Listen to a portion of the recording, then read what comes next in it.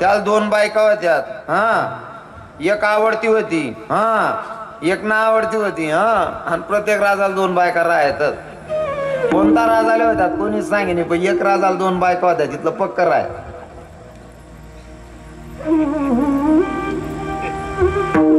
तवय बेटी जात म्हणे 2-2 3-3 करलेत बा. आता भेटीच राहिल्यात नाही. बाकीना 35-35 नाव घ्या तरी टाया बटी राहिना नाही भाऊ. वाटत का नाही रे आप्पा. कारण पोरी शेती 70 आणि पोरी शेत 100. 70 पोरेना लग्न जाई, 30 पोरेनी काय करा ना, 30 पोरेनी सरळ सरळ लंगोट शिल्या ना गडवर नाही जावा ना भाऊ.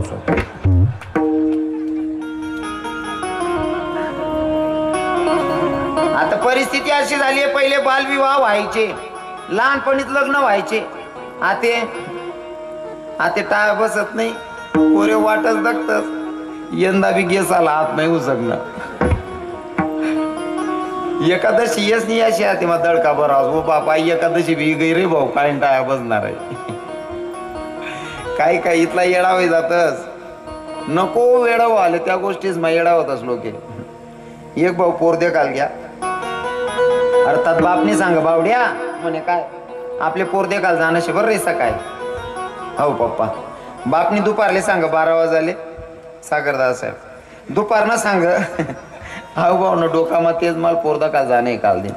पोरदे काल जाणं शे, पोरदे काल जाणं शे. कोणा शर्ट मागू, कोणा बेल्ट मागू, कोणी जीन्स पॅन्ट मागू, कोणा बूट घालू, कोणा पाहिजे चष्मा लिहू. यानं नियोजन चालू होतं. दिनभर विचार करा या भाऊनी आणि रातले झोपना. रातले झोपना यानं सपन मला लगीन होई.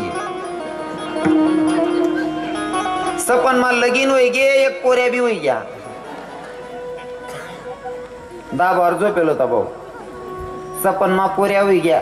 बाई त्या नवराला सांग्या भाऊले ए माय तता सरकाना पोऱ्याना हात दाबाई जाईना. अहो थोडा सरक ना. अहो तता सरकाना पोऱ्याना हात दाबाई जाईना. आको सरक ना. अहो माय तो पोऱ्या दाबाई जाई हो. अहो इथला सरक ना दाबार ते काल पडी घ्या. दोन्ही हात मोडले ना. आता मला सांगा सपन माना पोऱ्याने जर दोन्ही हात मोडता का ते खरं मरणा साधं करी का. पण आपण खोट्याच्या नादातले लागलोय हो. आता या भाऊन ठरेल महिना निघ्या महिन्यानंतर पाटा बिटा सुटणार पोरदा काल घ्या. पोरदे काल घ्या आता भाऊ बाप मित्र आणि नवरदेव पोरगा या 4 जणी घ्या. 4ही जणी जावानंतर पोरगी उनी पाणीना ग्लास भरले नि बडासले पाणी पाच दिन तताय उनी पोहे लय उनी पोहे कावाय. मग बापनी पोऱ्याला विचार म्हणे बावड्या म्हणे काय पप्पा भाऊ पोरपटणी का रे. हा 1 बी नाही 2 बी नाही. बावड्या पोरपटणी का 1 बी नाही 2 बी नाही. बापले असं वाट ना अहो मन सर मा बोलत नशेन मी बाप आहे मला कसं काय सांगेन म्हणे. मग बावले बोला म्हणे भाऊ आता आहे रे म्हणे काय. अरे अहो मला बोलत नाही तुला भाऊश आहे तुला तरी सांगेन शब्दभर तू विचार म्हणे आले. मग भाऊने विचार का रे बावड्या पोरपटणी का रे. बावड्या 1 नाही 2 नाही. त्या बावले बी असं वाटणं यानापेक्षा मी मोठा आहे मला सर मावत असेल म्हणे. आहो मग मित्र संगी होता म्हणे का रे याला विचार हो पोरपटणी का. त्यांना मित्र होणार म्हणे बावड्या पोरपटणी का रे. बावड्या पोरपटणी का रे. बावड्या म्हणे मी पोरच दकी नाही. मग तू 8 पोया का वाले होता का रे हो बानट सुरत ना.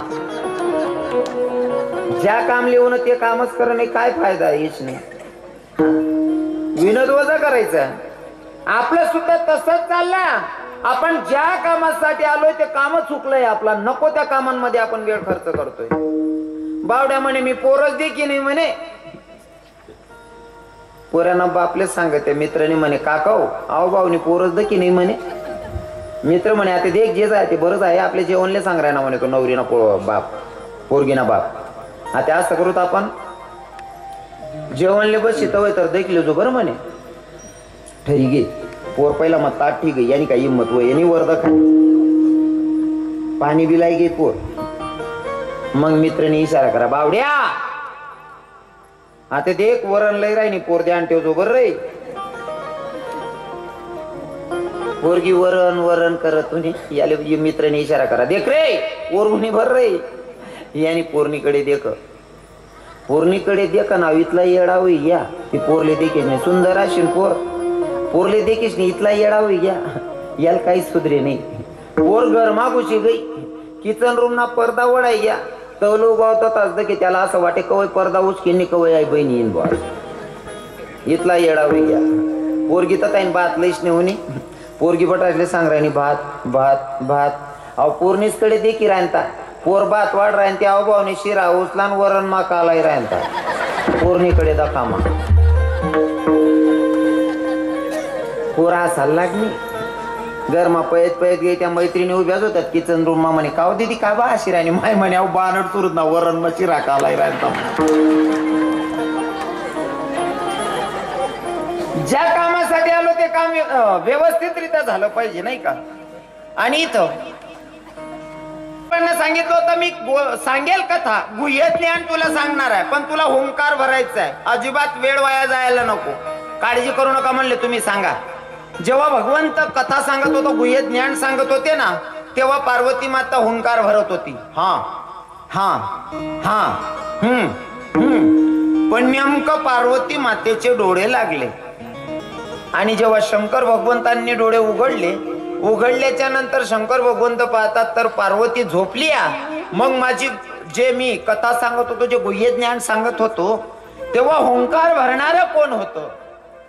हुंकार भरणारं कोण होतं. मग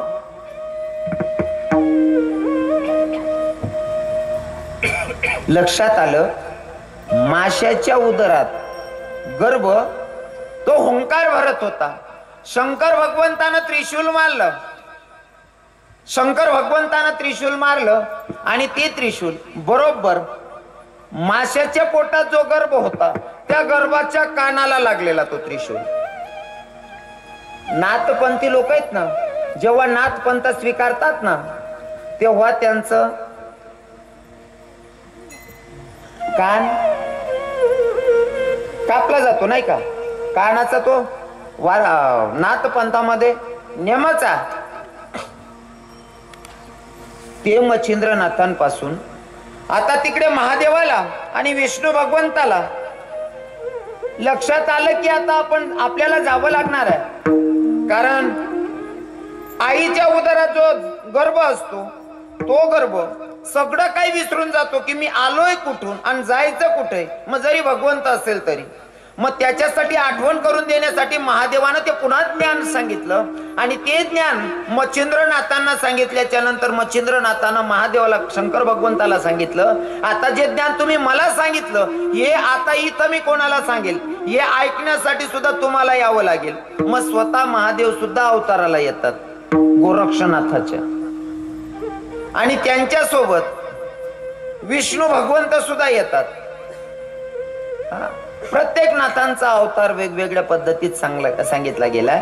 आता ते मी बाकीचं स्पष्टीकरण सांगत नाही पण हा नाथांचा जन्म असा झालाय साध्या सोप्या भाषेत जर सांगायचं म्हणलं तर. आणि तिथून आपली परंपरा आहे कशी.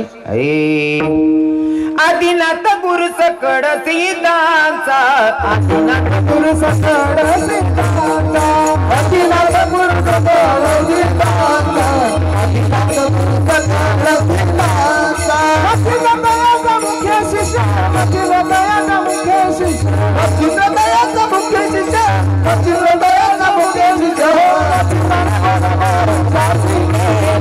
मच्छिंद्राने